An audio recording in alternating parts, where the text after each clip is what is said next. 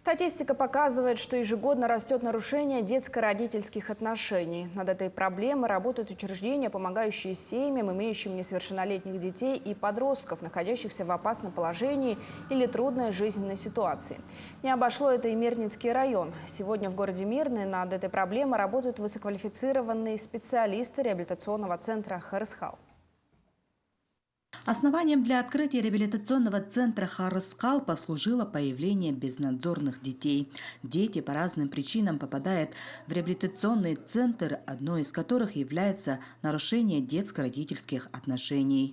Ежегодно растет число несовершеннолетних, которым требуется помощь специалистов центра. Дети по разным причинам попадают в наш центр. Вся реабилитационная работа проходит в тесном сотрудничестве с субъектами системы профилактики безнадзорности и правонарушений Мирнинского района. Большую социальную значимость для района имеют такие программы специалистов, как «Маленькая мама», «Ответственное отцовство», «Выбираю жизнь без алкоголя», «Возрождение семейных традиций», «Школа приемных родителей» и другие программы. В центре предусмотрены 2 отделения на разные возрастные группы. Многие дети, попадая в центр, оказываются в непривычных для себя условиях. Сотрудники и специалисты стремятся дать им модель теплого, защищенного дома, модель семьи, добрых, заботливых, человеческих отношений. У каждого воспитателя есть своя программа, по которой он работает с детьми.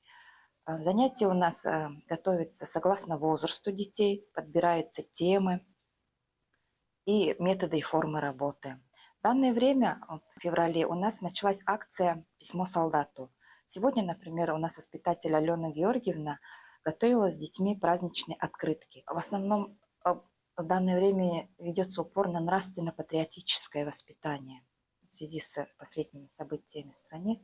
Также у нас много работы ведется по творческой деятельности. У нас есть кружки кукольный театр, есть театральный кружок, есть у нас кружки по аэрографии, по рисованию, несколько кружков.